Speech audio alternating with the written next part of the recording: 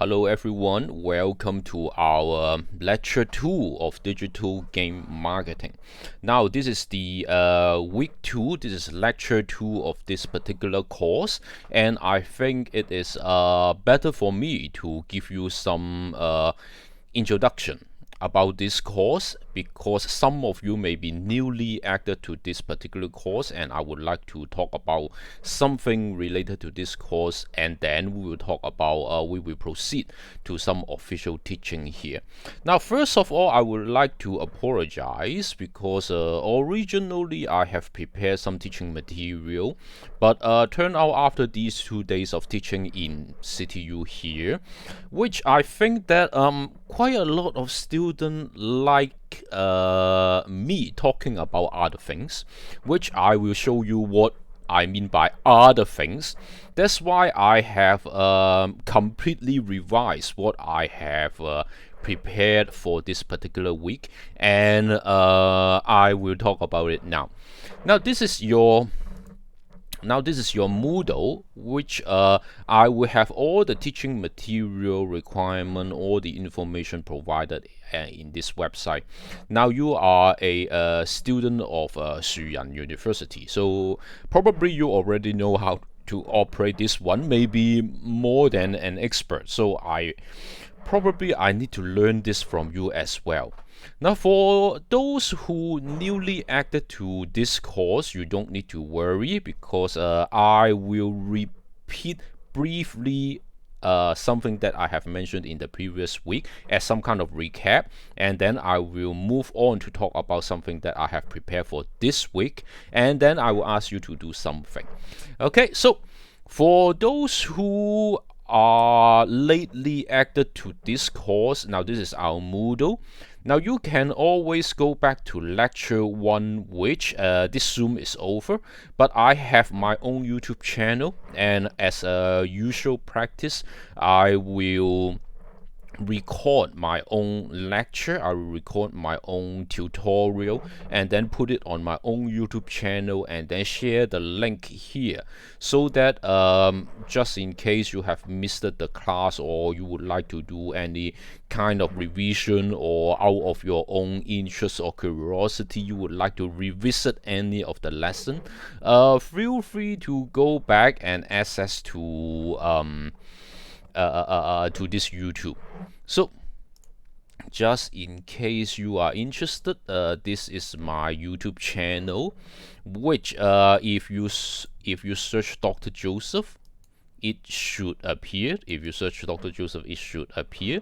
And alternatively, you can click on this video. It is already in my own channel. So after each lecture, after some processing, actually if you upload a video to YouTube, it requires some time to do processing. So after uploading the video to YouTube, after processing, I will provide the link here so that you can always access our previous tutorial, our previous lecture. Now this is my YouTube channel, and here you will have a section dedicated to this particular course, BUS380 Digital Game Marketing, and this is for this particular semester. Now here is the lecture, and then continuously throughout this semester I will add in more videos here as we move on in this semester. Now in case you are interested, actually I'm a part-time instructor in this university, and I am a full-time teaching assistant in CTU. So in CTU in this semester, I am teaching Python and also teaching about e-business as well. So if you are curious what I'm talking about in other courses, feel free to visit this video as well. I don't mind. Now so let me move on to talk about where's my PowerPoint? Here. Okay, now this is the PowerPoint file where you can also find it in here under lecture 2, this file, lecture 2. Okay, this is the file that we are talking about, and it will guide us through what we are going to cover in this particular tutorial. Now this is lecture 2. Now this is lecture 2 of digital game marketing. In case you are newly added to this course, welcome. And I think it is better for me to give you an outline what we are going to talk about in this particular week. Now, first of all, we will start with some kind of recap for what we have mentioned in our week 1. I will give you a self-introduction, and also I will talk about the course outline briefly. So this is only a recap. I will not be too detailed here. Now, before I talk about what is a game, I will have something here in the middle which will facilitate your learning as a business student, as a marketing student, or as a student of this particular course, for you to understand more or about what is happening now related to gaming industry. And then I will talk about cover the material that I have prepared for this week, which is stolen from your textbook. Now, for the textbook, I will mention it soon. Now, I will only use around half to 2/3 of this time today. Now, this is supposed to be a class about 2.5 hours, and after all the talking, I would like to ask you to do something, which is start the group forming for our future group project. Now, the requirement I will tell you afterwards at the second half of this lecture. So, let us move on to talk about what we have prepared. Now, I'm Joseph. In case this is the first time you see me, hello everyone. Now, I'm Joseph Kong. You don't need to call me Dr. Kong, because Dr. Kong is a particularly famous brand in Hong Kong specialized in shoes. I have no relationship with that particular company, so calling me Joseph is good enough. Now, I think until week 4, this is the second week, so we still have 2 more weeks to go using this type of online learning.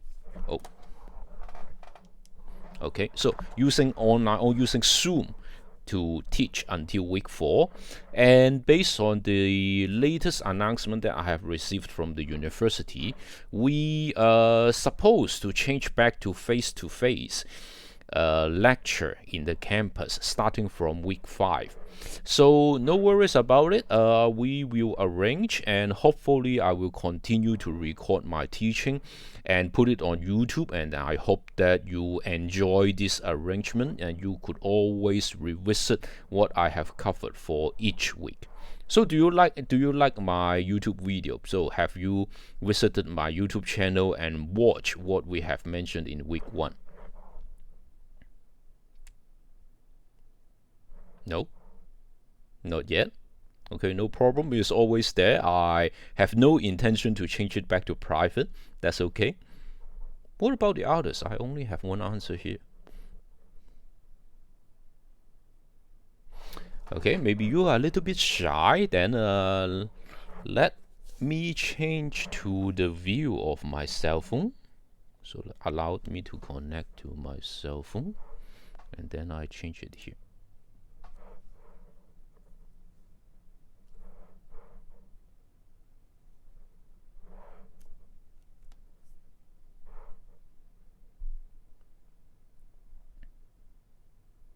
Okay, now this is my timetable. Your course is here, BUS380, and it is supposed to be a 2.5-hour course. Now, and here is my contact information, and for ease of contacting me, you could simply scan this QR code and you could save my contact information. Now, I am a part-time staff here, so I don't have an office. Now, I have a full-time job in CTU, so that in case you are coming to Kowloon Tong, have a chance to visit the festival walk, please contact me. Okay, in case you come to Kowloon Tong, I will go to buy you a coffee. Okay, we can have a chat. Now, this is my phone number in CTU, which it is also registered on WhatsApp. So in case you have any questions related to this particular course and material, do not hesitate to text me a message using WhatsApp. Of course, just like all other staff, I have a email address. So my email address is slkong@hksyu.edu. Now, the issue is like that I have so many emails. So students nowadays, they like to reach me using WhatsApp, because when they are using WhatsApp, usually I could give them a reply within 5 minutes in case I am not in lesson or in a meeting or doing something more important. In case they are sending me email, usually I could give them a reply, I think maybe in 2 days. So 5 minutes or 2 days is your choice. And a lot of students, they like to use WhatsApp to contact me nowadays. So this phone number is registered on WhatsApp. And you are always welcome to text me a message or ask about questions related to this course. And once again, I treat you all as mature adult.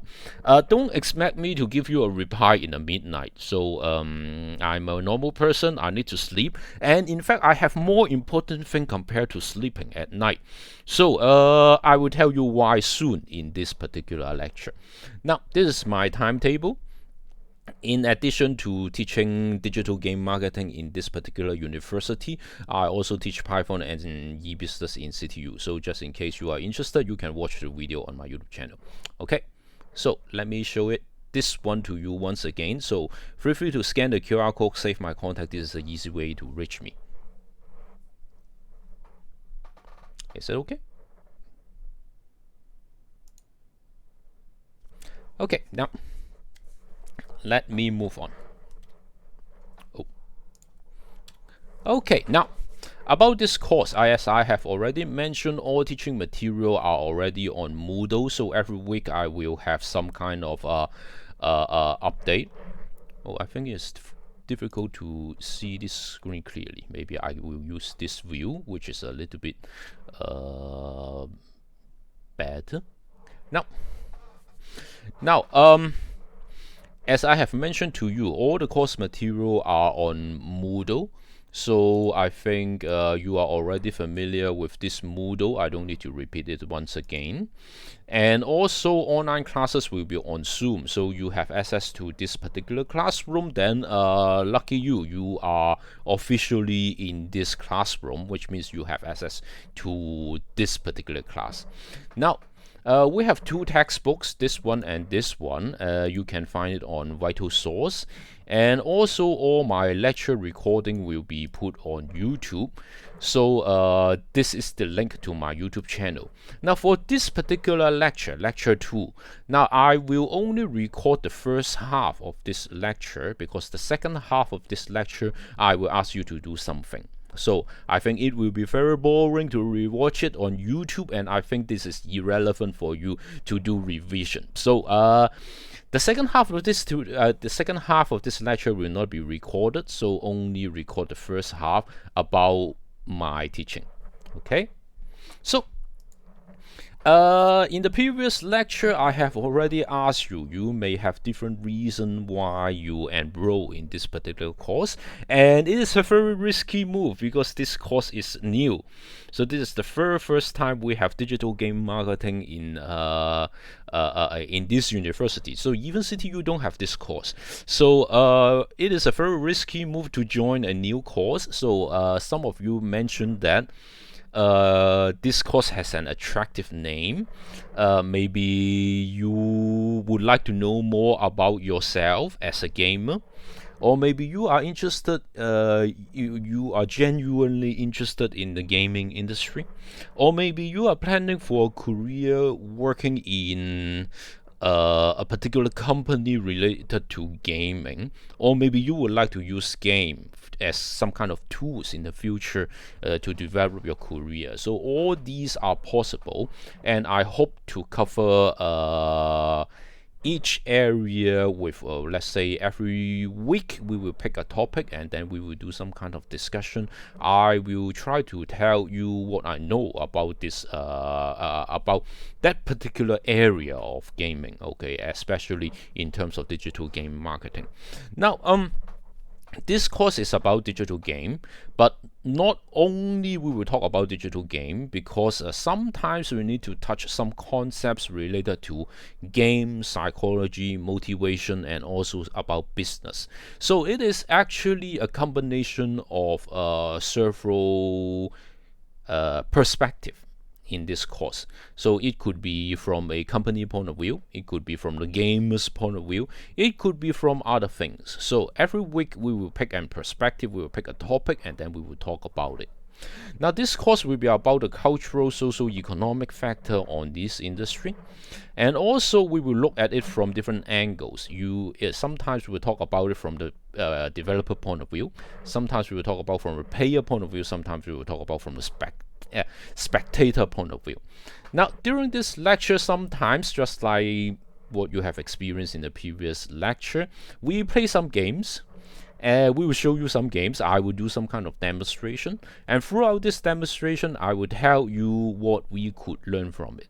Now sometimes it would be some kind of YouTube video, so after watching some kind of YouTube video, I will show you why I'm showing it to you and what are the main points that I would like to cover, what are the deliverables that I would like you to focus.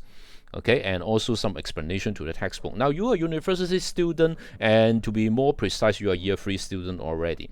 Now I don't supposed to read the textbook for you, so it is up to you. Now my job here not only explain the content of the textbook. After these 2 weeks of teaching, I found that students nowadays, they like me talking about my own experience, my own viewpoint, and well, something happening. So my senses, my feeling on this particular industry. So that I think on top of these, I will also express my opinion, and then I hope that you could learn from it.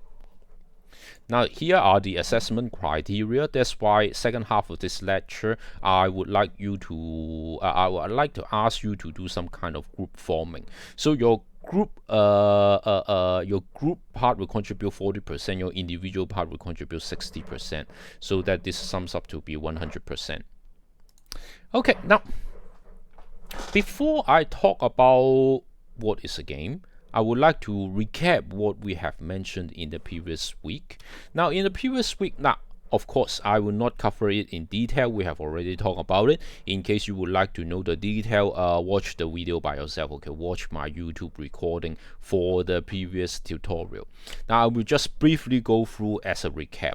Now, in the previous week, we talked about why we look at video games, why we look at digital games.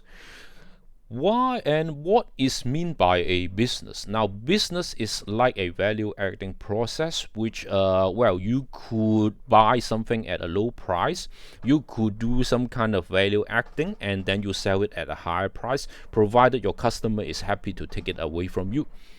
Now, an alternative way, the value adding process could be you take some kind of raw material, you make it into a finished product, and then you sell it to the market. Now these are all possible. If we look at digital game as a product or service, it is like you are making some kind of product and sell it to the market. Based on the game that I have show it to you, this Game Dev Tycoon in the previous week, you hire some people in your company. They are programmers. They will develop the game together with you, and once you have developed this game, you can sell it to the market, and if the market is happy about your product, they are willing to pay a price, and then your company could enjoy some kind of profit or margin and continue to sustain, continue to move on to develop another game and then sell it to the market. Now this is what we have demonstrated in the previous week. Now in the previous week, we also give you an outline of what we are going to cover in the coming weeks. Now some of you are newly added to this course, so I don't mind to repeat it once again. Now this week we will be talking about what is a game and video game as a product and service. Now in the coming 2 weeks, we will talk about something related to designing a game, the mechanism, from the business perspective and the psychological perspective. So from the business point of view, okay, how are you going to make a profit? From the psychological perspective, why are some players continue to play your particular game? What are their motivation? And how are you going to design a game to keep them paying for your game and to stay with your game? We have also mentioned that there are different types of game. Some games are designed for immersion gaming experience. The example, we have shown you a video in the previous week. 2 games related to flying a plane. On the left hand side is more action oriented. It's like watching an action film. In fact, if you know how to fly a plane, I'm not sure if you could fly a plane, but if you have experience playing some kind of flying simulator, you will find that controlling a plane in this type of action oriented plane fighting games, the physics is highly unrealistic. Okay, the feeling is highly unrealistic. So these are games polarized to 2 different directions. One is more related to satisfaction, entertainment, enjoyment, intense action. One is more like you could achieve something. They try to make the simulator as real as possible, so that, well, for the ideal case, you can just leave this game and then step on a plane and then you know how to fly a real plane. So these are 2 different directions of game philosophy, and we will talk about the marketing strategies for 2 different types of games in this situation. Now, this is especially important when we talk about simulation, because nowadays a lot of learning, a lot of education, a lot of training, they talk about gamification. It is like I am teaching you something, but not in a real lesson. I let you play a game, and throughout this game you learn something. Okay, these are something that we will talk about in week 5 and week 6.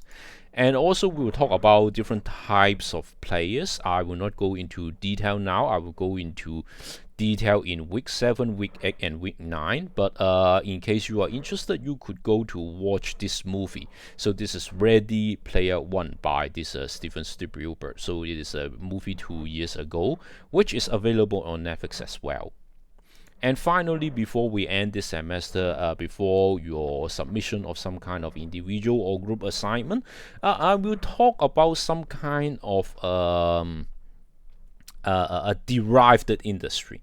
So gaming is not necessarily about the game itself only. It is about all other things. Nowadays we talk about e-sport.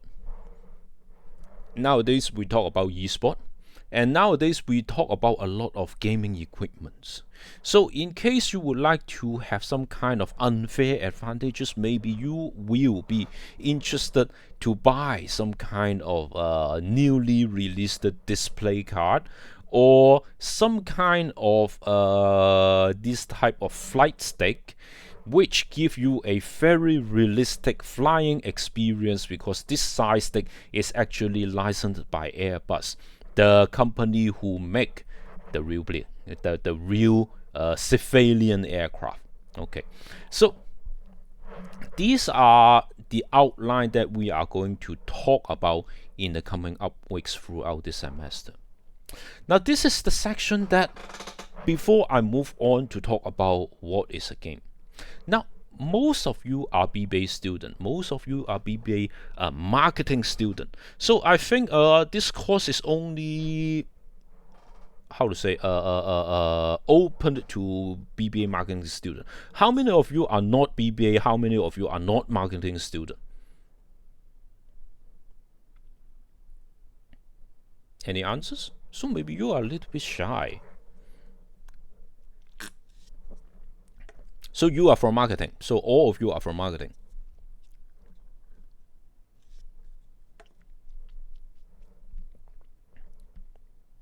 喂，冇反應啊喂。Okay. So if you don't have any response to me, I may suspect that my computer have any issues. I will look at it and see if my computer is it stopped working, is it not connected to Zoom, so that you cannot listen to what I have mentioned. Now, I think before I move on to talk about what is a game, I think I would like to start this discussion, or maybe express of my personal view, personal feeling, opinion, whatever you call it. I will talk about it from a BBA perspective. I will talk about it from a marketing student perspective. So, in the previous week, I've asked you a very important question. You are a BBA student, what is a business? Now, in the previous week, I've told you that business is a value adding process. You buy something at a low price, you do some kind of value adding, and then you sell it at a higher price, and hopefully some customer will take it away with the price that you have listed in the market. Now, this is some kind of mindset that I would like to develop for my business student, for my marketing student, or my e-business student, whatever you call it, is that you need to have the genuine interest in this particular industry. This is especially important when you are developing your career, especially when you are year 3 student. You need to start thinking about which direction you would like to go. Now, telling from my own personal experience, now I myself work in the IT industry. So in HKSYU, I'm in business administration, and in CTU, I'm in the Department of Information System. You can imagine that it is some kind of IT related things. This course is about gaming as a business. And I think nowadays gaming as a business has a lot of issues related to technology. Now, you enrolled to this course, and I hope that you have the same genuine interest in what is happening to this world related to the gaming industry. Now, what are the most recent news that you have heard from the IT industry, from the gaming industry, from the digital world? Now, I hope that you heard about these 3 events. I hope that you heard about. So if you have absolutely no idea about what is happening in this world, I'm not sure what you are doing.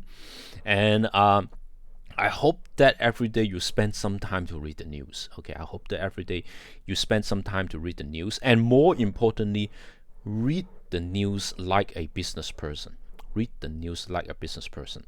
Now, in case you have no idea about how to read the news as a business person or as an IT person, it is very difficult for you to adopt the mindset of business people, especially for IT people. Now, there are 3 news particularly important several days ago, or in the coming up days, or just happened 1 or 2 days ago. So, have you heard about this news? Do you know what is this company?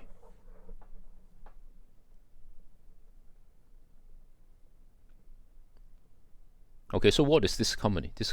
What are they doing? What are they making? What are they selling to the market? Okay, you're a marketing student. Tell me what they are marketing, what they are selling. Okay, GPU. Okay, so display card, very good. Then do you know this company?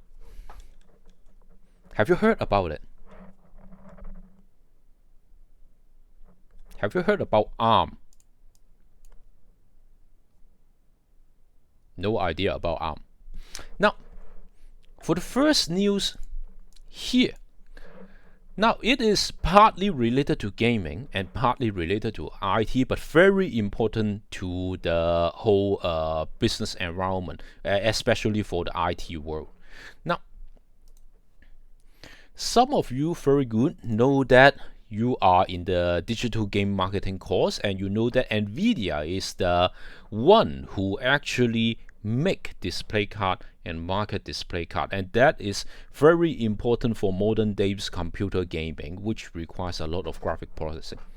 Now, this is their most recent product, which is the 3000 series display card.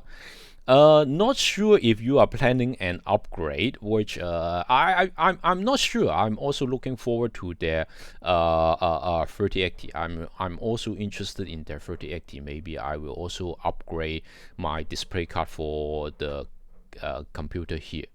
Now this is some of the very important news. Now the even more important news is this one here. NVIDIA to acquire ARM.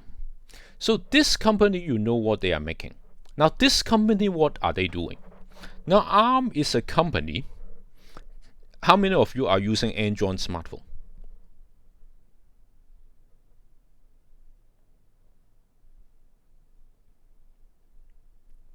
How many of you are using Android smartphone? Or even Apple? Okay. So I think very likely that you have a smartphone with you. Now this is the company who create architecture for processor design for mobile products and for nowadays smart products. Now the news here is NVIDIA is buying this ARM company, and well, to a lot of people this is the end of the story. They have read the news, they have read the headline, but they have nothing to think about what is it related to the gaming industry and what is it related to business. Now the first thing that I would like to stimulate your thinking is that what a business person, what a BBA student should suppose to think when they read this news. Now, as a business student, you need to think about why is this company buying this company? What is the purpose? There should be something this company is providing which this company is not. Or this company is looking forward to expand to a market which happens to be dominated or have some kind of significant technology hold by this particular company. Now NVIDIA is mainly focused on display card, which is relevant to gaming.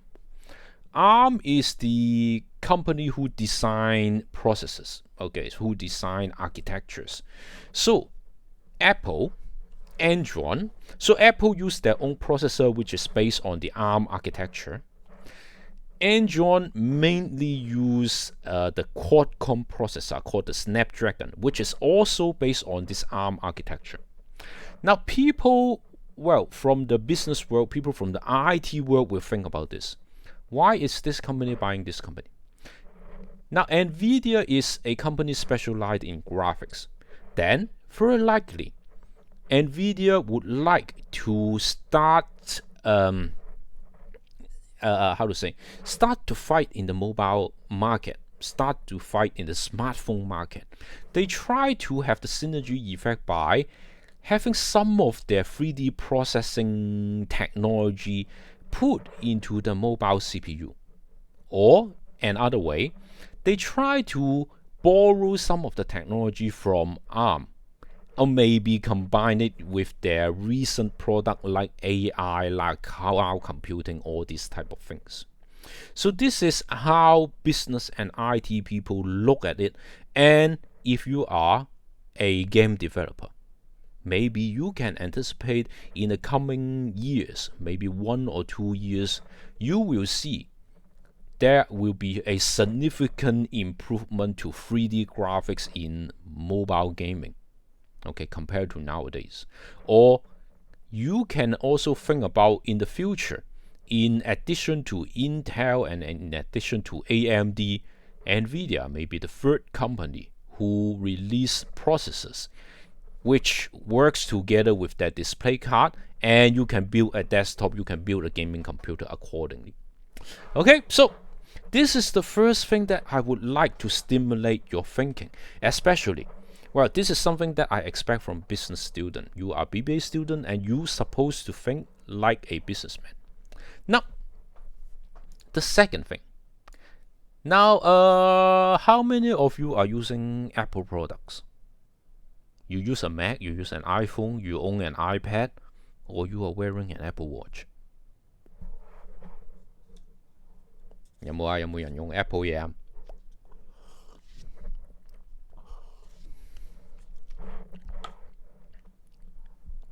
Okay, great. Okay, now, and if you are a fan of Apple, you know that there is something happening tonight. Will you watch it overnight? 今晚會唔會通宵睇發佈會啊？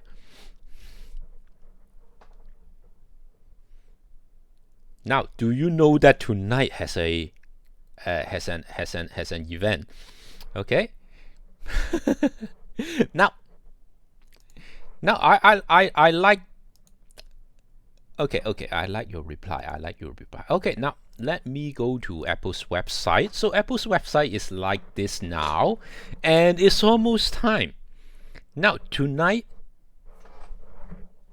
there will be some kind of announcement from Apple. There are rumors talking about they will release new Apple Watch, new iPad, or maybe some other accessories. But people saying that very likely there will be no new iPhone. The new iPhone will be in October. So now, as a business student, I think there is a second lesson to learn from watching news. Is that only knowing what is happening to the industry is not enough. Okay? Only knowing that these two companies are merging together, or NVIDIA is acquiring ARM, only knowing the news is not enough. As a BBA student, as a business person, or as somebody who are, well, actually strategically thinking about their life, you need to act accordingly. So I know that there are rumors saying that Apple is releasing a new Apple Watch. What should you do? Now this is what I have prepared for tonight. Okay, this is what I have prepared for tonight. Now, in the previous week, if you were here, you will know that I actually wear an Apple Watch, which this week I have changed back to a dumb watch for very good reason. Is that well, there is a festival walk near the CTU campus, and in the in Festival Walk there is an Apple shop. Okay, we have an Apple store here in Festival Walk. So this is what I have done 2 days ago. Is that I have went to the Apple shop and I have told them I would like to trade in my Apple Watch. So my Apple Watch is Series 4 and I am looking forward to upgrade to Series 6. But that is the issue. Now, should I wait until the product announcement, or should I act in advance of the announcement with some kind of, well, gambling mindset? Now, this is what differentiates business people from normal people. If you are a fan of Apple, maybe you are interested to watch the event live in anticipation of a new Apple product.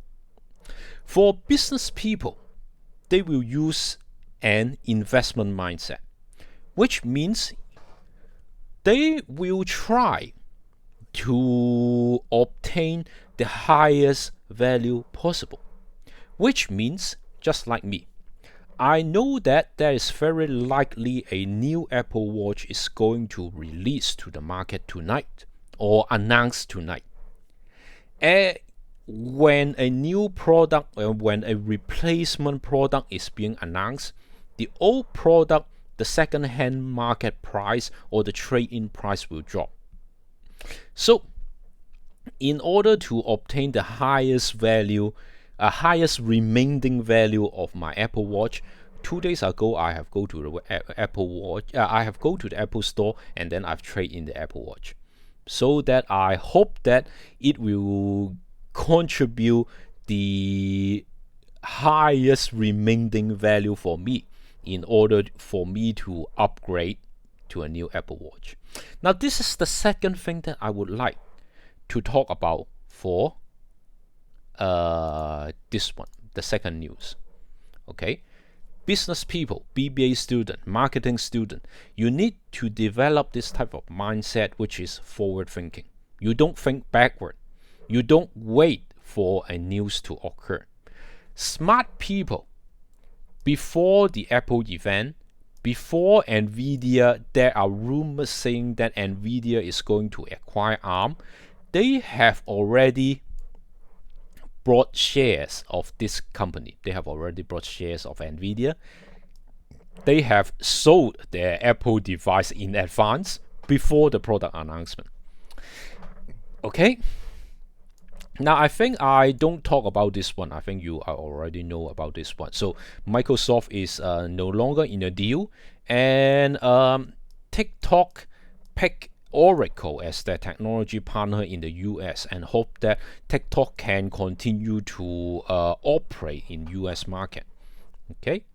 Now, these are some of the things that I would like to really talk about, especially I would like to train you to think like a business person. I would like to train you to think like a person like working in the marketing industry.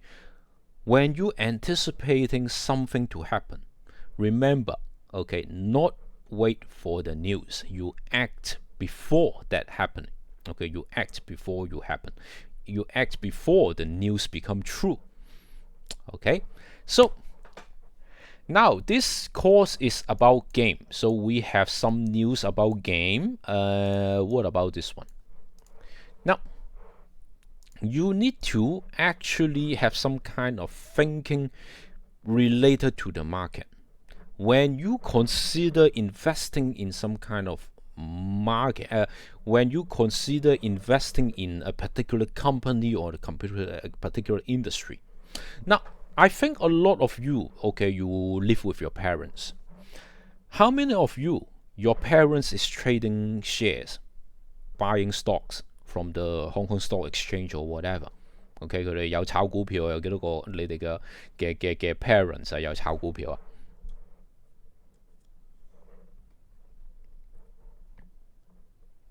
冇啊。Okay, yes, I have some reply. Thank you very much. Now, I think if your parents are actively trading shares in the stock market, they will do something like this. I'm not sure about their expertise in stock trading, but a lot of people like this. Every day they watch the news. Every day they turn on the TV. And in a lot of TV channels, they hire a lot of experts to talk about, their anticipation of share price going up and down and something like that. Okay, I think if your parents are trading stocks, you will have some kind of experience like that. You will hear them saying which company has some kind of news, which company is going up, which company is going down.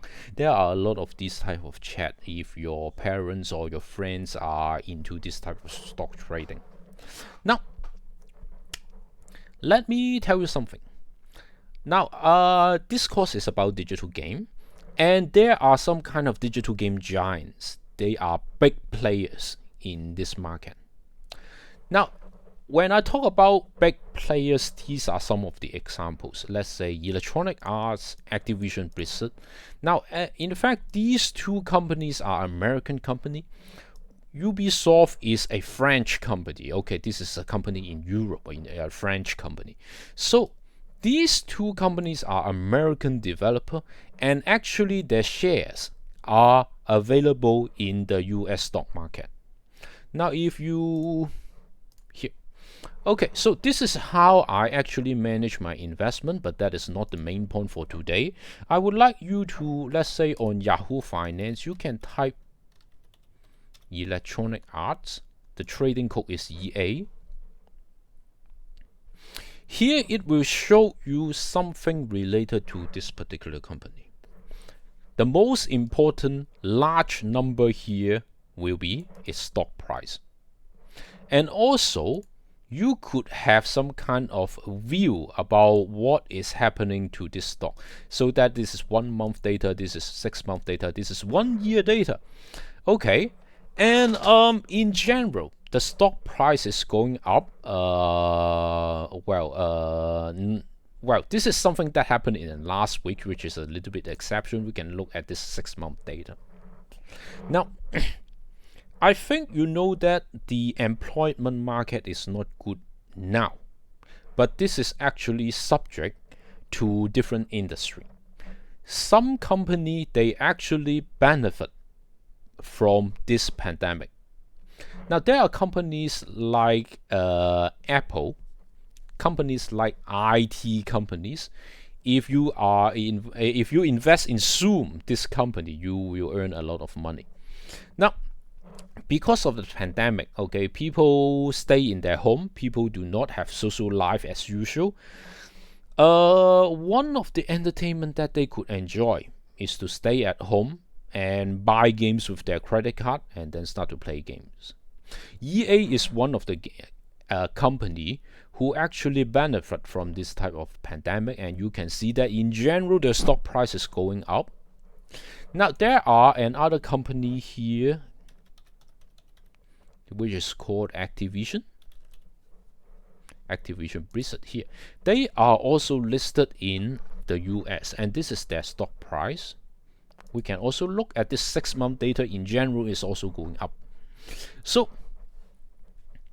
in case you are interested to invest in this type of company which benefit from this type of pandemic condition, the thing that you need to pay special attention to is what are they selling?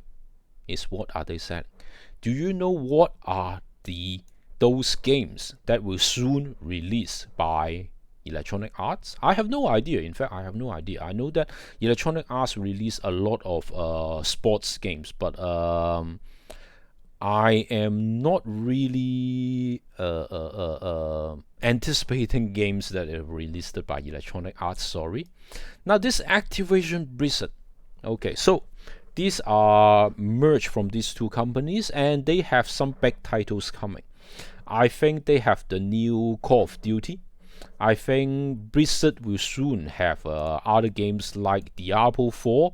Okay, these are the games that are in development. These are very famous franchise, and it will go to the market very soon. So, in case you are interested to invest in this type of company, you need to have this type of forward thinking, anticipate what is going to happen to these company. What are they going to sell to the market? Okay, what are they going to sell to the market?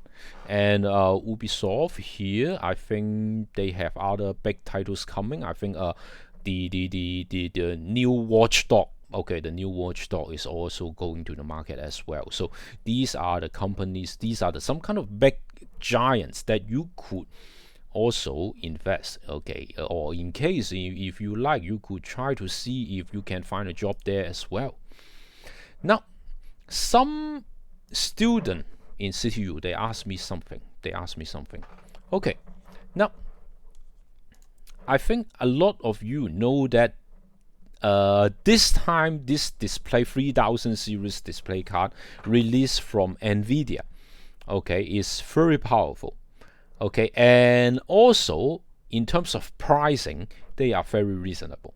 Okay, reasonable price, high processing power.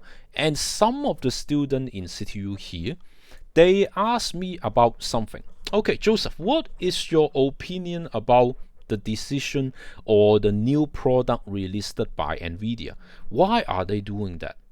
Now, as a business student, you always need to think about why are some company making such a move? Okay, is their CEO making a right decision or a wrong decision? This is something that when you read those tech news, when you read those news related to a company, or sometimes when you see some kind of interview with CEO, they will talk about their opinion related to an industry. And this is something that you need to digest and have a feeling developed to the industry that you are working in. Now, I work in the IS department. I work in the Department of Information System, and I am somehow an IT guy, so that I am very interested to this development in terms of technology. Now, some students ask me, is it they are making a very bad decision? Because for the track record of NVIDIA, there is simply no competition. They could release display card with just a margin, a very slight improvement, and they sell you as a new product and charge you a very high price. This time, NVIDIA make a very different decision. Some say that NVIDIA is selling you something at a bargain. Okay, so they are selling something at a bargain. They are selling a very powerful CPU at a very bargain price, or a very reasonable price. Why are they doing that? Now, this is the answer that I have told them. Now, this year is actually the technology cycle. Okay, this is the big technology cycle this particular year. Now, there are a lot of technology changes that are related to not only gaming industry, but also the technology industry, the IT industry. This year, we will see 5G will start to we will start to have 5G available in the market. Okay, you can have 5G plans, and soon, before the end of this year, you will very likely have an iPhone that could connect with 5G connectivity. I think Android, some Samsung, Sony, all these big players in the mobile market, now they have 5G's model available. Now, this is what we call a big technology cycle. Now, for one generation of mobile technology is spent roughly 10 years. It's roughly 10 years. So 20 years ago, we talked about 2G to 5G. 2G to 3G. Around 7 to 8 years ago, when I attended a conference in Korea, they start to keep on promoting LTE technology, 4G technology in Korea. So it is roughly 10 years as well, and this year is again another big cycle. We will see a lot of people actually changing their device to 5G. I think iPhone is one of the example. I think Android, a lot of people are also upgrading to 5G as well. And also, why are they doing this? Why are they announcing a very powerful product at the middle of this year? It is because looking at the competition. It is because of the competition. I think if you attend this course, you are somehow interested to the development of the digital game market.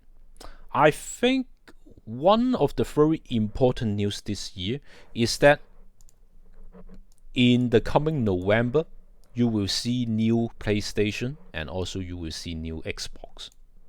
Now, unless you are living in a cave, you will know that new PlayStation is coming, and I think I have their review trailer here, which we could watch together.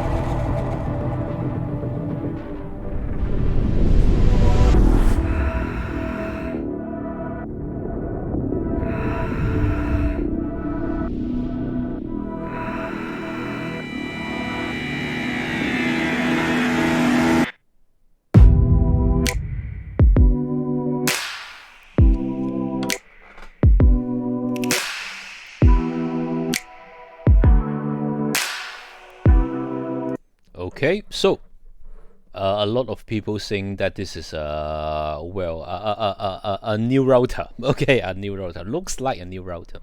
Now, another side of this world, so PlayStation is made by Sony. It is originated in Japan. Now, another side of this world, in the US, we have Microsoft making another console, which happens to also release in November.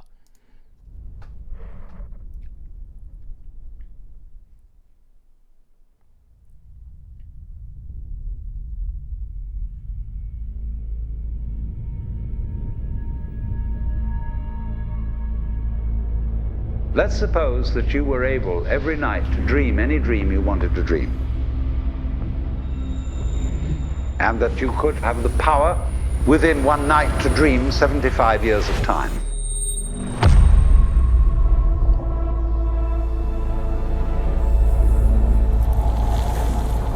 And you would naturally, as you began on this adventure of dreams, fulfill all your wishes. But now let's have a surprise. Let's have a dream which isn't under control. And then you would get more and more adventurous. And you would make further and further out gambles as to what you would dream. And finally, you would dream where you are now.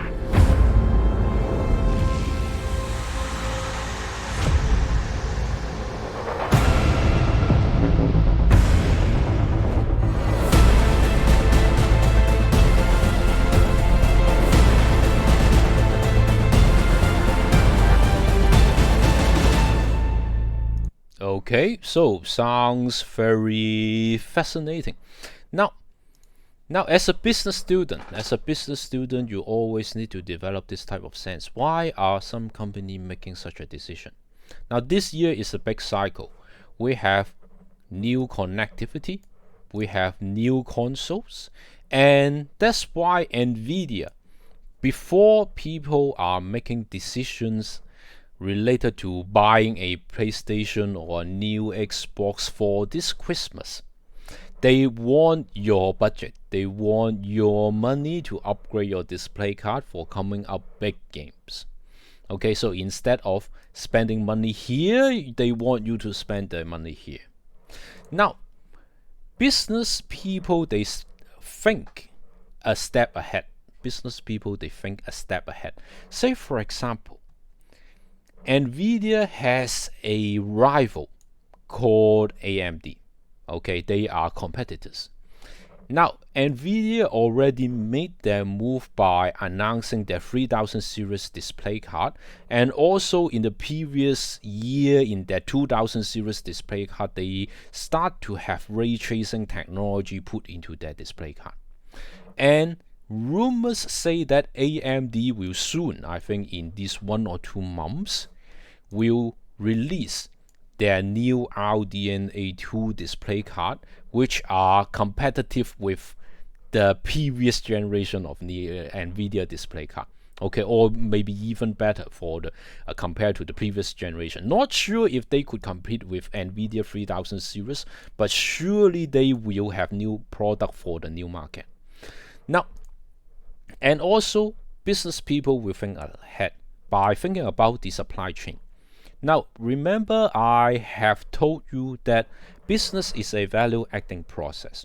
You buy something, you value-add it, and then you sell it at a higher price. Now, these two companies, Sony and Microsoft, they make consoles. And consoles require processor.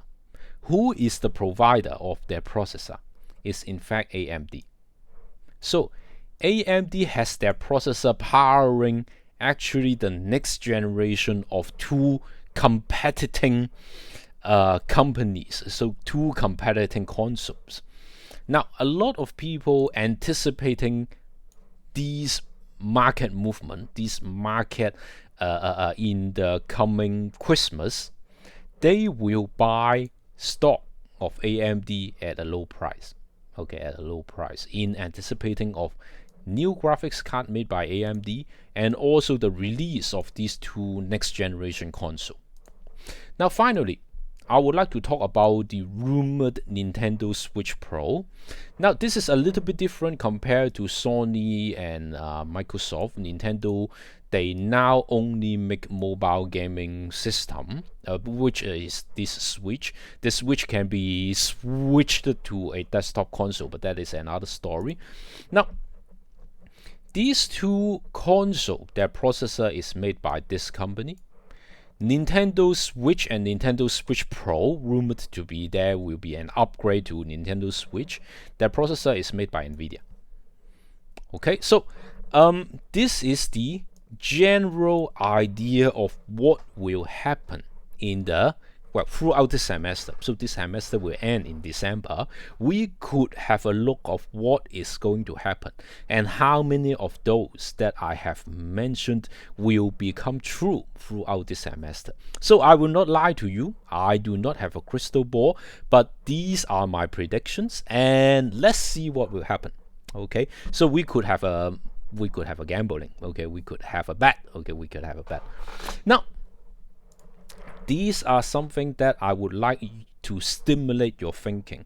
As a business student, as a marketing student, or somebody who would like to know more about the gaming industry, this is the mindset that you need to go. Okay, this is the mindset that you need to acquire by having this type of forward thinking, looking at why is this CEO making such a decision? Is he, how to say, is he too aggressive, or is he mad, or he is full of confidence of what is coming to happen? Okay, so this is how we look at game industry. This is how we look at business. These are how we look at business related to games in terms of hardware, display cards, consoles, and also game developers.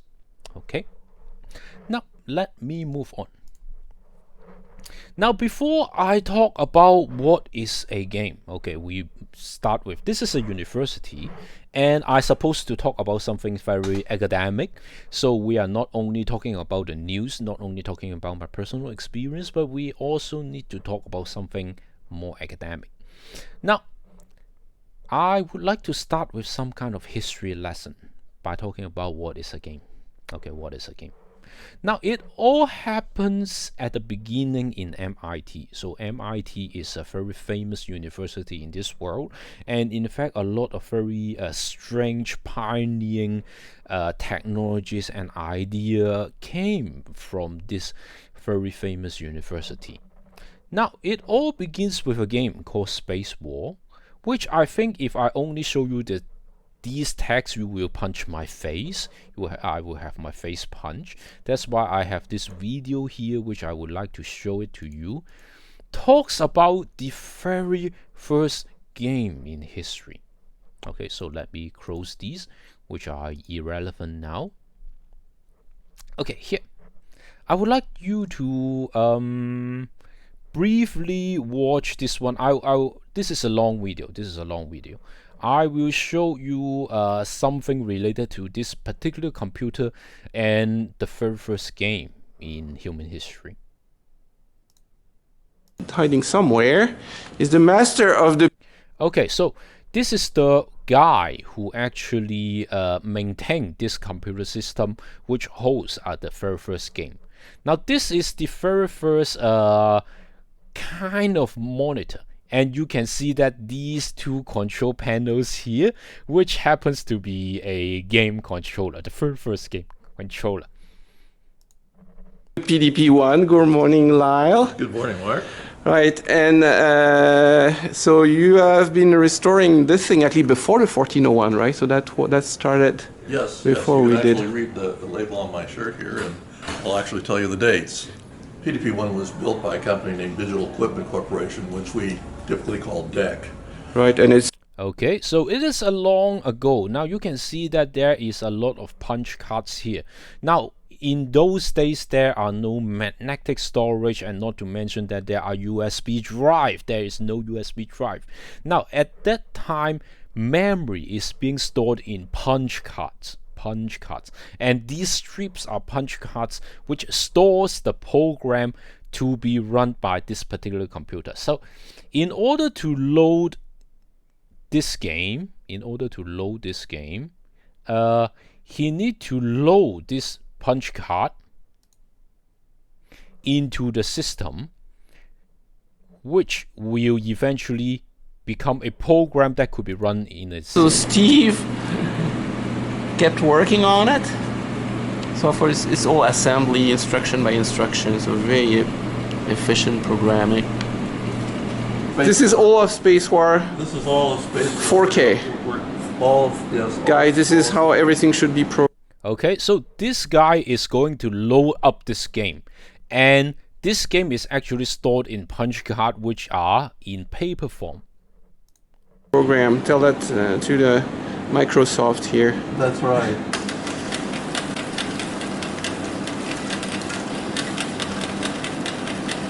Oh, it actually overflows the receptacle, but Well, we've learned that if it doesn't start stacking right, just grab it with your hand to get it out of the way. experienced operator here. All right, 4K Okay. is in the machine. Okay, so the game is loaded up. All the memories are loaded to the system, and game start. Interactive graphics game on a digital computer ever. Right, and it's such a good. Right. Left one was 1959. So this is the graphic. So why should we go to our meetings? No, I'm talking about the meeting with Robert and Katharina. that I'm- Okay. Okay. Oh, cool. Because I have here is the login screen. Yeah, That's the score that comes up okay. So. after it shows that. Oh, so there's two rockets with different shapes. They're two different shapes. That's right. Okay, so I get this going. Press any button. There you go.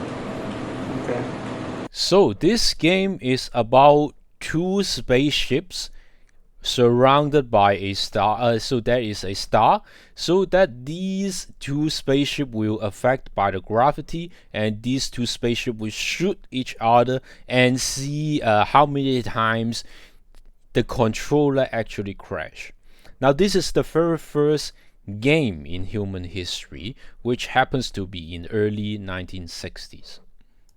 And that's thrust. I need to thrust this way. And I want to fire relatively quickly.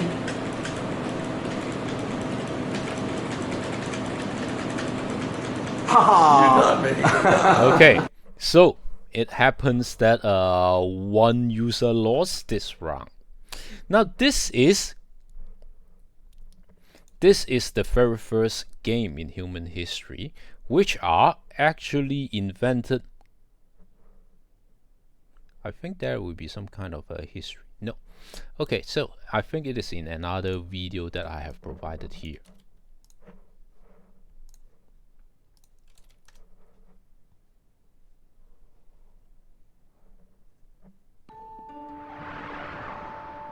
Computers. Edwards rewrote the display so we could have gravity effect. Huge crowds lined up to play. Now, because this is the first computer game, and a lot of people are fascinated about it. Now, before this game is being programmed, or even the computer was invented, but there is no use of it. No people know how to, there is no program relevant to this computer. People, that's why this company gives some kind of working machines to universities. And university students come up with some idea about how to use this. And they invented this game. And it become a phenomenon. A lot of people, they are interested to play this game. And something happened to this company. But was Space War the PDP-1 demo that DEC hoped for? Absolutely. Space War quickly gained a cult following on college campuses, and just about anywhere there was a PDP-1. Considering how few PDP-1s were sold, perhaps 50 of them made, the number of people who saw Space War was high because so many of them went to universities. So, this company actually made around 50 computers, but because of Space War, this game, a lot of university students actually know about this particular computer because of game. So it comes to things that I would like to mention it to you. Now, games and business is from its original source. It can hardly be separated.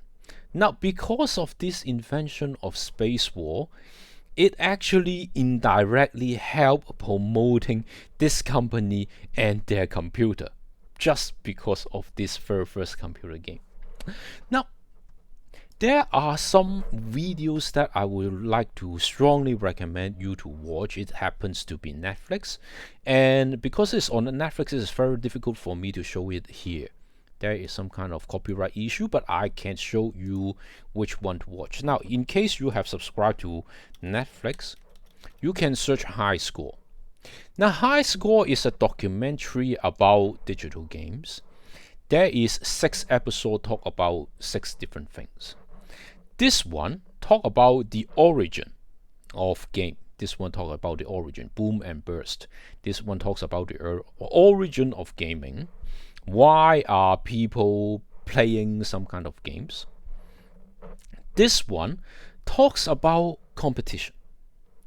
Now, we talk about e-sport nowadays. E-sport has a very humble beginning. Now, this episode talks about in the old days when a company just like PlayStation, just like Sony and Microsoft nowadays, they would like to promote their consoles. What they have done is that they use this type of competition as a tool to promote the sales of their product, and then eventually it become a billion industry related to e-sport. Now, this one talks about role-playing games, which I will talk about it very soon. I will talk about some concepts about what is a game. Now, this is what this episode talk about the competition between Nintendo and Sega. Just like the companies, or just like Sony and Microsoft nowadays, they need to compete for a market share. In that time, Nintendo has over 90% of market share, and this episode talk about what are the marketing strategies Sega made in order to gain their market share in America. This one talks about game design and also violence in game.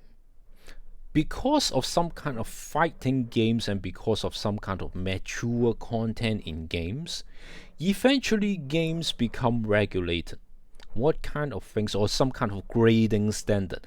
Some games are designed for, or some games are designed for mature players, something like that.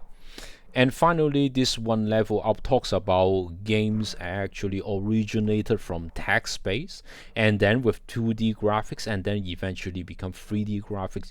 That kind of immersive 3D, those type of 3D experience.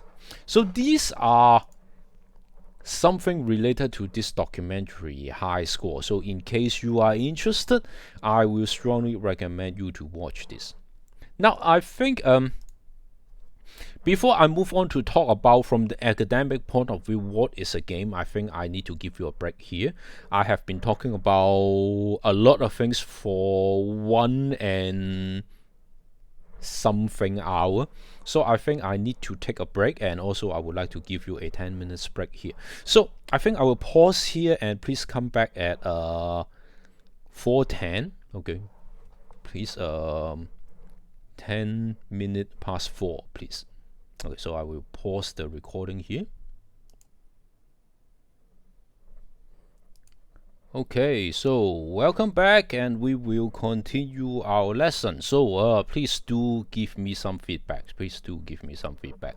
I have no idea whether you like it or not, so in case you like it, tell me you like it. In case you don't like it, tell me you don't like it. Okay, so that I could adjust my teaching style accordingly and adjust the teaching content accordingly.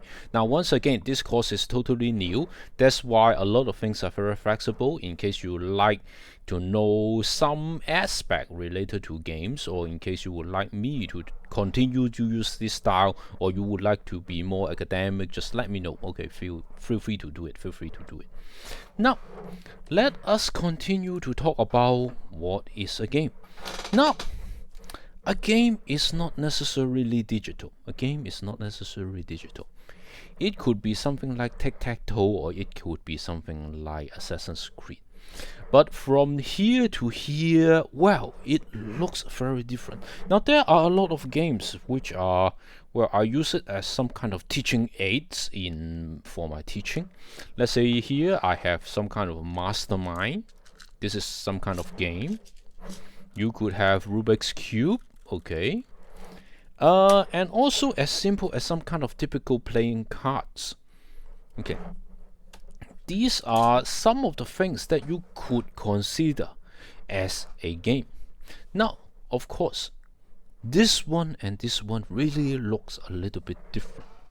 And in fact, in your textbook, there mentioned a lot of theoretical view of how people define what is in fact a game.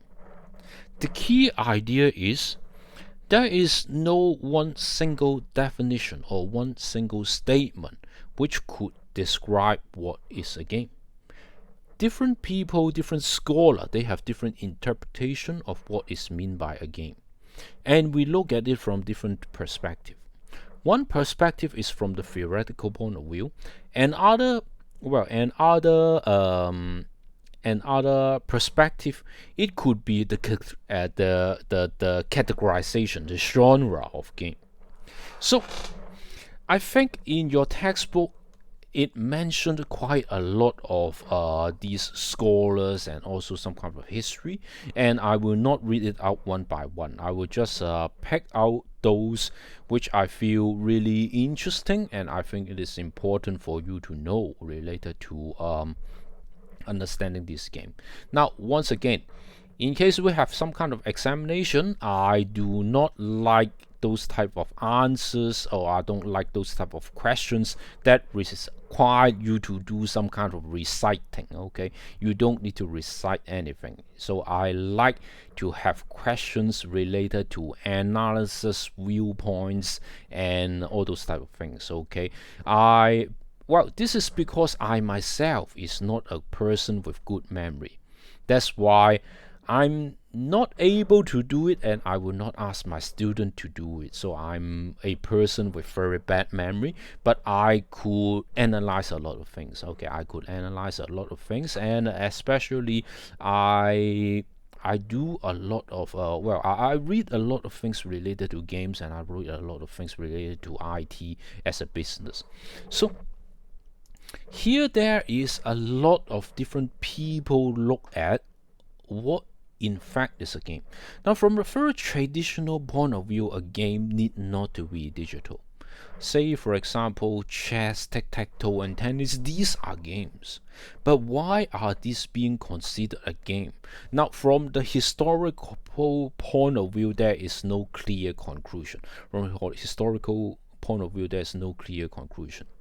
Some scholar, this scholar is a German scholar called Ludwig, and he think that there is no common feature of the objects that we call games.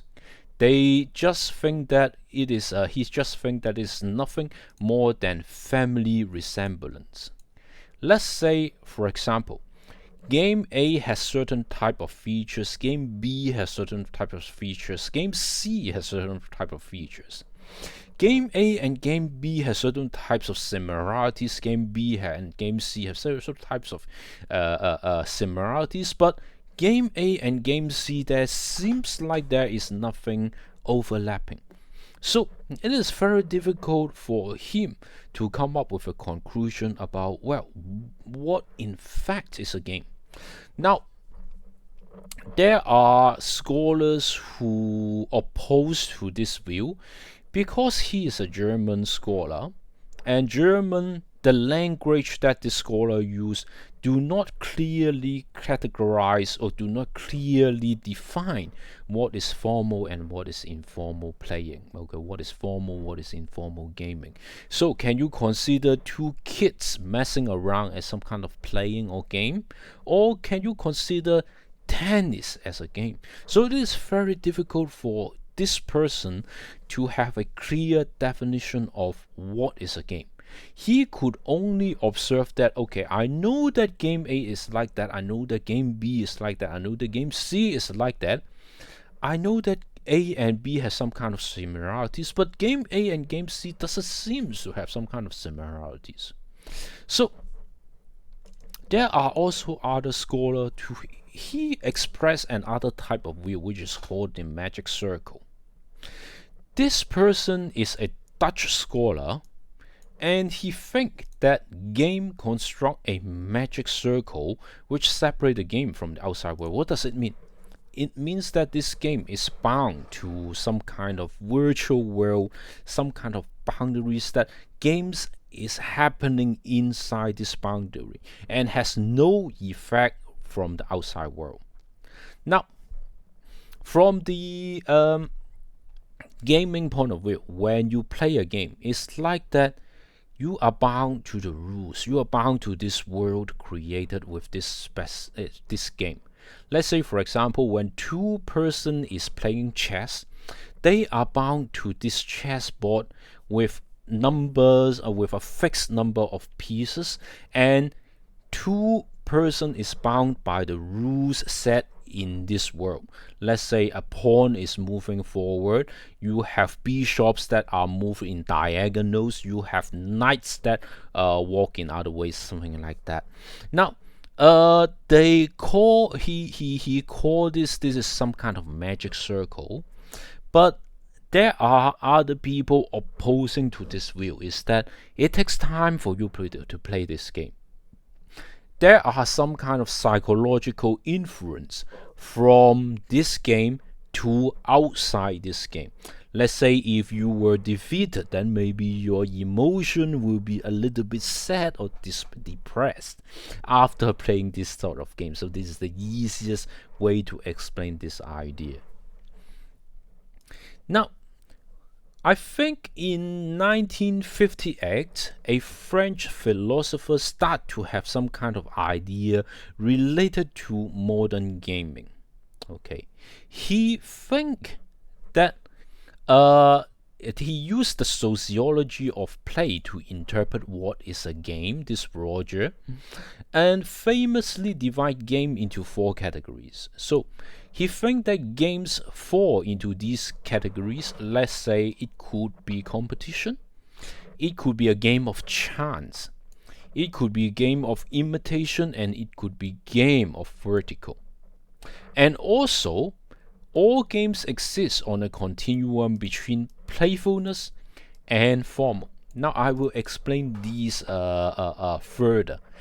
What is competition? What is chance? What is imitation? What is vertical? What kind of games they belongs to? Now, okay, so this Roger who say that game could be competition. Game could be some kind of competing behavior. So when you are winning, your opponent is losing. When your opponent is winning, you are losing. So there will be a winner and a loser. Say, for example, what kind of games it is?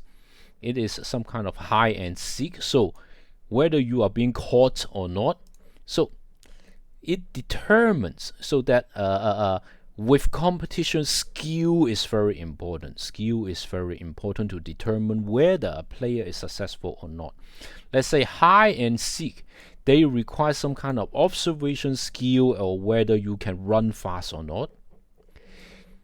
Games of chess, it is actually the way you strategically plan your movements and how to defend accordingly. You could have physical sport. Obviously, people with higher physical strength may have an advantage in terms of physical sport. And also, when you talk about video games, it's like those type of action genre. Have you ever think about games, fighting games like King of Fighters, like Street Fighters? So these are games that require a higher level of skill. Or another way around is that the person who possesses a higher level of skill is usually the winner. So there is some kind of competition element in this sort of games. Okay. Now, game could be by chance. Game could be by luck. Say for example, say for example, it is something like gambling or a dice. So I think, have you ever played some kind of games when you were young, like 飛行棋, those type of flight chess?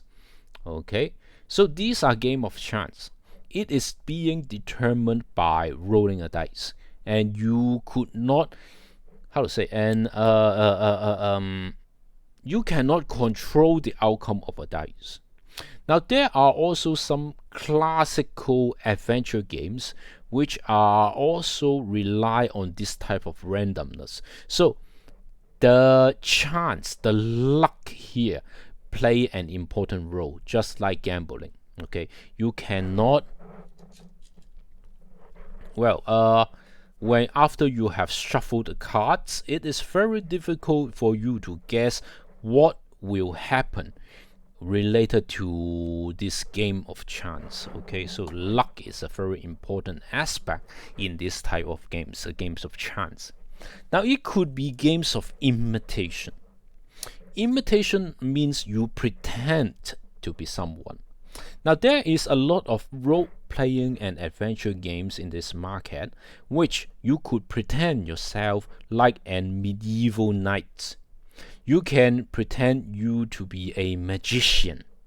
You can pretend you yourself as a vampire or an elf, and you act accordingly. So a lot of these type of adventure and role-playing games, these are games of imitation. You pretend to be someone. And finally, you have games that are vertical. Now, vertical may be a little bit difficult for you to understand. It is like games of pleasure and sensation. It's games of pleasure and sensation. It is like riding a roller coaster. Okay, go to Ocean Park or go to Disneyland. Okay, go to take a roller coaster. These are more experience and sensation play. Okay, now in digital game, there are games like not this one, maybe these are very difficult for you to relate to, but have you played games like Mario Kart? So these are the games that are more pleasure-based and sensational. They are not realistic, but they do it mainly for fun. Okay, they mainly for experience. Or some kind of other games like Biohazard. They give you that kind of horror feeling, Silent Hill, that kind of horror feeling, okay, sensation feeling. So, these games, so that these game categorization could be mixed. So, in terms of when you talk about games like Biohazard, it could be sensational and at the same time it could be imitational. It could be, I'm not sure if it's by chance, but I think it is imitation and sensation, mainly these two games, so that you are fighting the zombies. There are a sensation, an atmosphere of horror, helplessness, and you need to pretend that you are one of the characters, like Leon, like Ada Wong in Biohazard, and pretend to be them and doing this type of adventure. So these type of categorization, they could mix to make more complex platforms. So these are some of the categorization that are, let's say, from the French philosopher. Now, more and more similar to the games, more able to describe the digital games that we experience nowadays. Now, what about these two, playfulness and formulas? Now, it is like whether you play the game for fun or whether you are bound to some kind of specific rules. Just like when you have two kids fighting each other, you can say that, okay, they are just messing around, they are just playing. But what if these two are doing boxing? These two guys are doing wrestling. Okay, they are bound by systematic formal rules, and there are clear definition of what is meant by winning and losing. So this is games with formal rules, and these are games with not very rigid rules. Sometimes winning and losing are not very important. Let's say, for example, some games that are simulation based, say SimCity. It seems like there is no end. What about Flight Simulator? Well, you could successfully fly a plane, but can you consider it is winning or losing? Well, it's very difficult to say that. So actually, for those type of games, it is actually the players who determine whether their goal is fulfilled or not. Let's say for Flight Simulator, the most recent Microsoft Flight Simulator, you could go to YouTube and search for a lot of videos. People will tell you that I'm very happy because this is the very first time I could fly a plane successfully. I could land a plane successfully. Or this is the very first time I can fly a plane from Hong Kong to Taiwan successfully, all by myself. Now, these are some goals that are determined by the user, not determined by rules, not determined by game itself. But there are rules for certain type of games.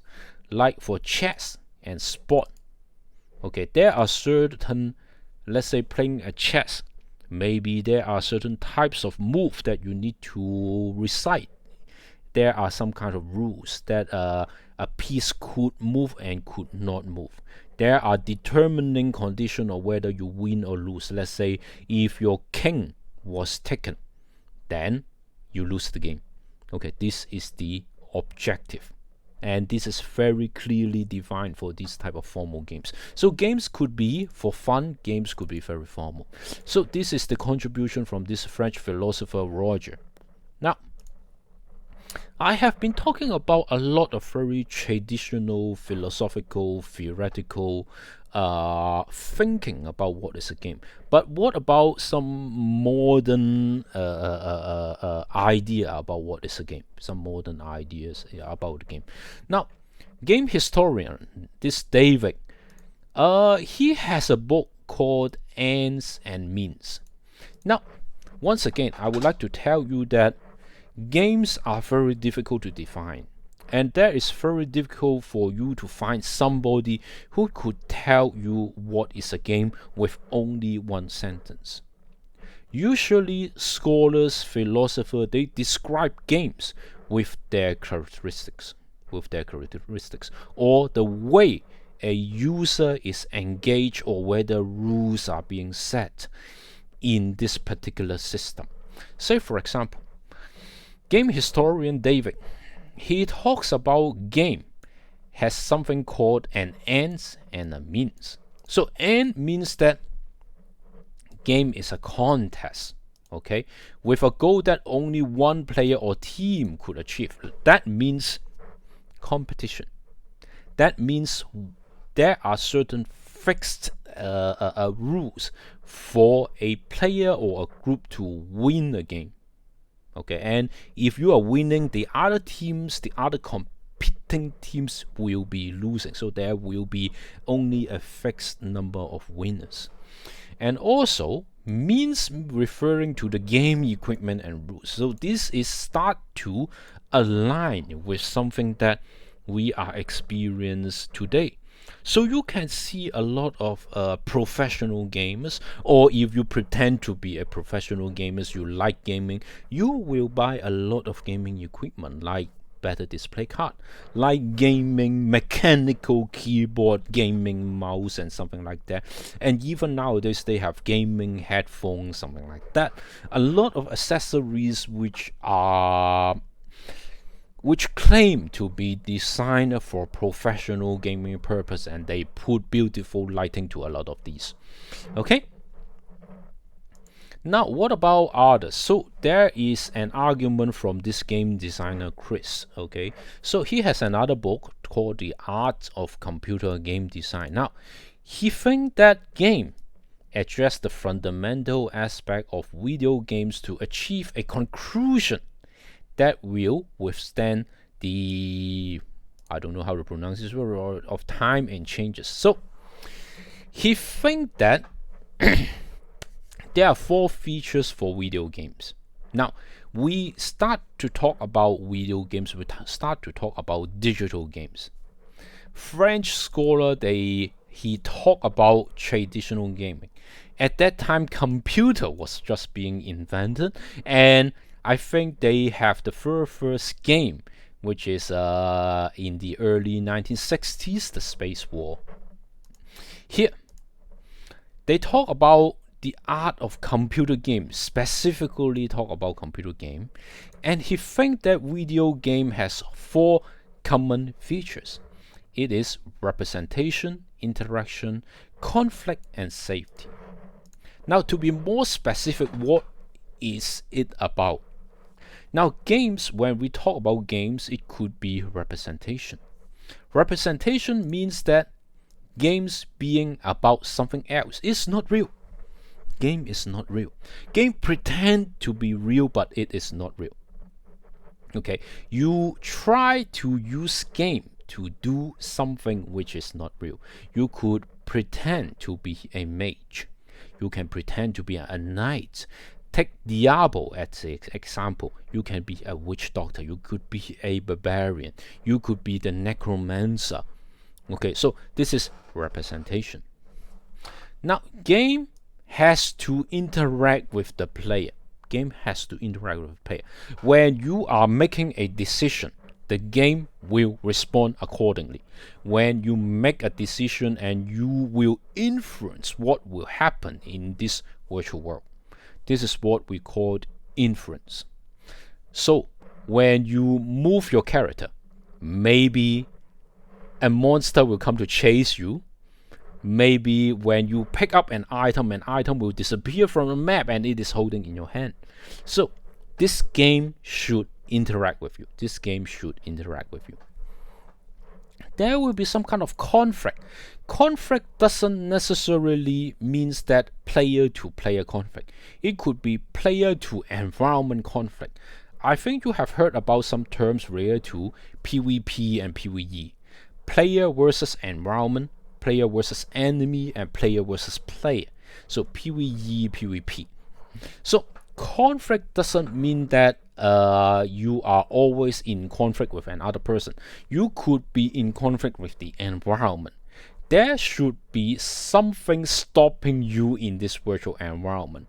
Let's say in the virtual environment, you will fight mini bosses until you meet the final boss. 你打個細佬之後先打個大佬啊。Okay, so you have mini bosses, and then you continue to step up, and then eventually at the end of the game, maybe you will encounter a huge boss before you beat the game. So this is what we call conflict. There is something in between to stop you. And finally, it is safety. Once again, it is not real. It is a simulation pretending to be real. But when you make a mistake in a game, it will not affect what is happening in the real environment.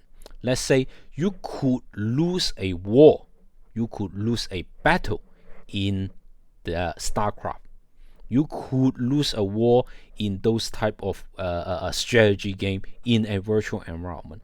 But this losing a war will not happen or will not have real world consequence like losing of people's life or lose or put yourself in a dangerous battle zone, which I don't know. If you play war game, you will know this type of feeling. So try to hold a rifle, go to some kind of war game, so you will know that when you have uncertainty about your enemy hiding somewhere, that feeling is very stressful. Okay, that feeling is very stressful, and I strongly recommend you to try this type of war game. Now, these are 4 features that this person, game designer Chris, he described games have in common. Now here I have a diagram extracted from your textbook, which is this Jasper. He talked about what is a standard game definition work. Okay, standard game definition work.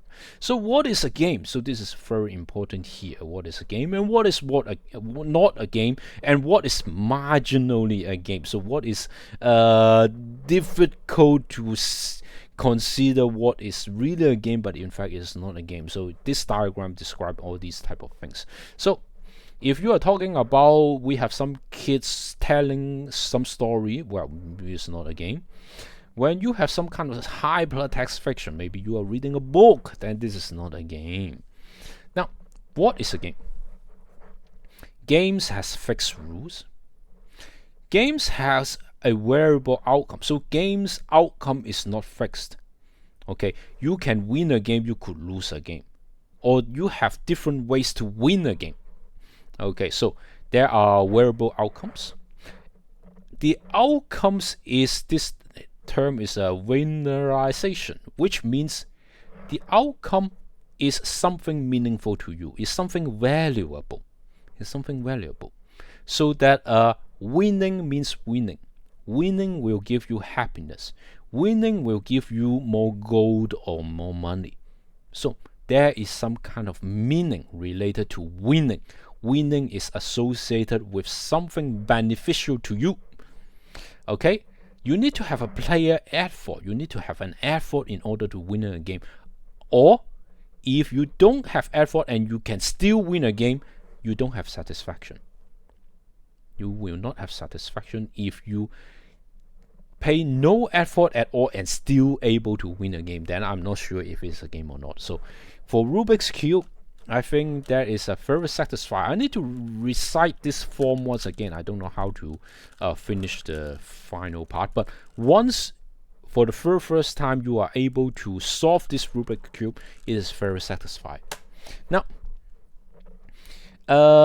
you have some kind of consequence and other things. So this diagram describes what is meant by a game.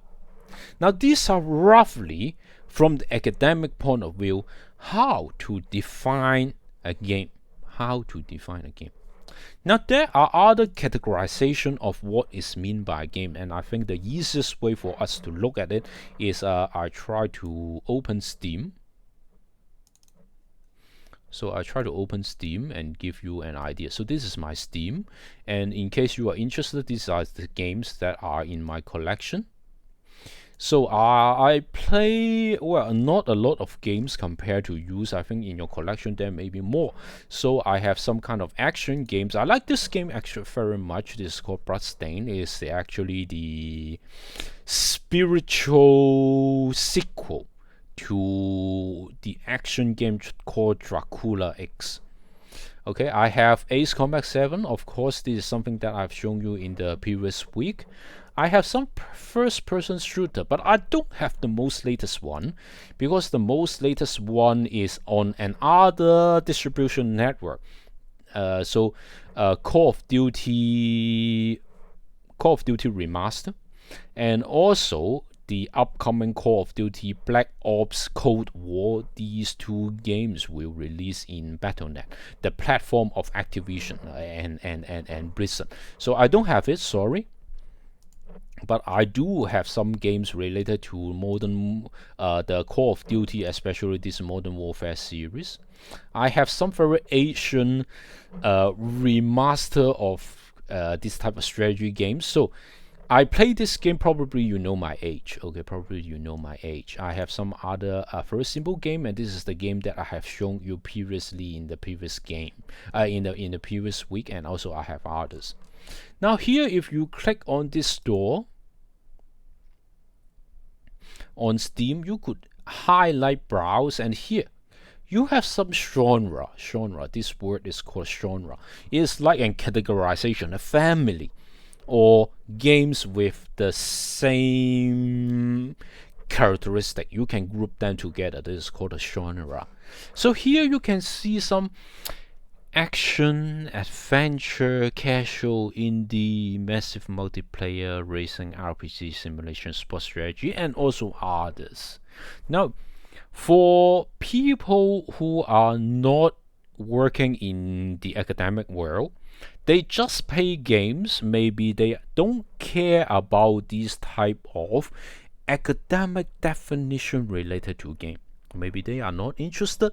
Just like what I have mentioned in this particular slide, most people don't care about the definition of games.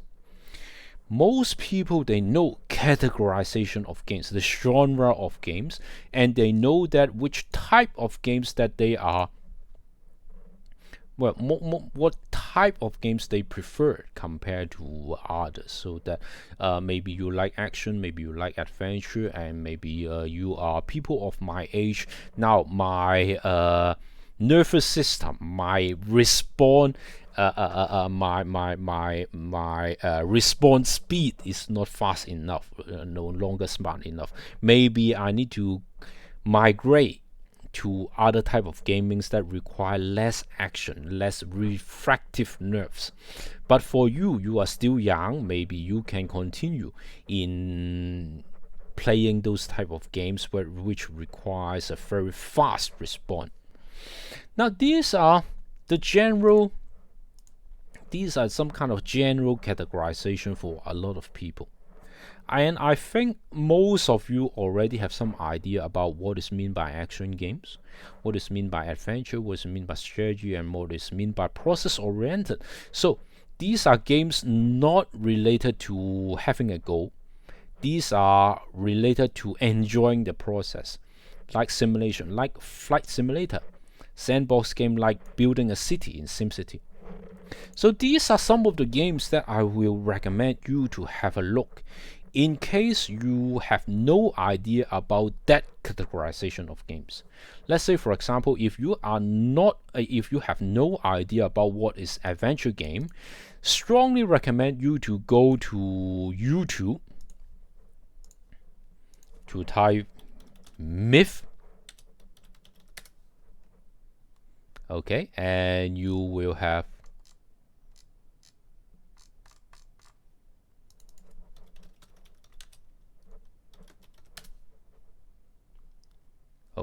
maybe I type it wrong. Anyway, a mystery.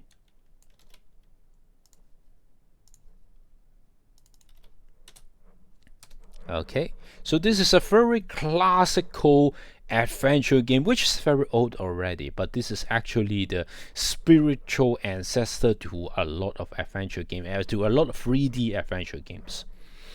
And of course, you have more modern interpretation of adventures. You could also look at the Final Fantasy, especially the latest release of Final Fantasy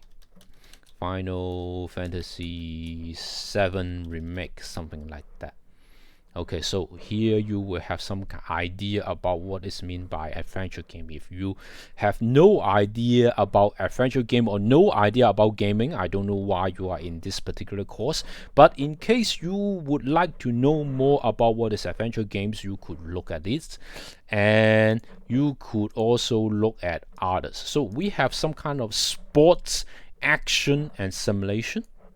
We have some kind of strategy. I think I don't need to explain what is StarCraft. I think StarCraft is just too famous to a lot of people. In case you are also enjoying gaming, I think nowadays they have Dota and they have LOL, which are similar, not exactly strategy game, but similar. We have Civilization series if you like these type of turn-based strategies.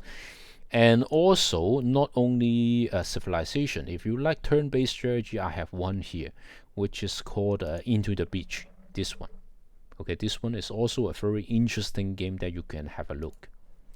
Now you have the Sim series, which in fact there is no goals. There is no absolute winning and losing for this particular game. It is like a virtual dollhouse. So it is like a virtual dollhouse. And also for SimCity series is something like a sandbox, allow you to build a city by yourself, manage a city by yourself. And finally, a games that we have described in the previous lecture is Flight Simulator. It is a simulator which is so real that hopefully after learning how to fly a plane in the virtual world, you could fly a plane, you could fly a real plane. Okay. So these are what is a game that I would like to mention in this particular lecture. Now I think I managed time quite good, and you still have half an hour to go. Now for the half an hour, I would like you to do something related to your group project. Okay, it is like forming a group. I will tell you what to do. Now here, I think in this class we have a lot of students. I think I've checked yesterday and today. I think we have around 26 students. I think we have around 26 students, including me. We have 27 persons. So that I think that is 25, 26, something like that. Now, I would like you to form groups by using with the chat, and I will stop the recording after I've talked about these, so that you could turn on the cam. Actually, the camera only record my face, so then you don't need to worry about your face is being shown on YouTube. That's okay. Now, I would like to have 4 to 5 students per groups as a preparation for upcoming group projects. In case you cannot find a group mate in this lecture, in this class, no worries. I will check after tonight. And in case you don't have a group, I will randomly assign you into one in the coming week. Now, I would like you to today, after finding your group mate, I would like you to make a group poster, which I have some example that I would like to show you, but I need to stop the recording now because those students may not be very happy if their face are shown on YouTube. So now the requirement is like that. I would like you to have some kind of very creative theme, a creative poster. It is like a e-sport team or some kind of game consultant. It's up to you, okay? It's up to you. So every group mate, I would like you to have some kind of profile photo. And in case, some profile photos. So you are not in a campus, you cannot take a group photo. So the profile pic is good enough. So for every person, I would like you to have an English name or a nickname, a student ID, so that I can identify who you are. I would like you to talk about your superpower. So to make it more fun, to make it more creative. Tell me something that you can do, which you think others cannot do. Now, some students will tell me that they are level X piano. That is totally okay. Some students, they tell me that they can eat very spicy food. That also counts. I cannot eat spicy food. Some students, they told me that I can drink 3 to 4 cups of coffee every day. That is also okay. So tell me some kind of very special, funny superpower that you possess. And finally, this is a course related to digital game marketing. I would like you to talk about games. I would like you to tell me which game or which type of game you like to play. Okay, so I will end the recording here.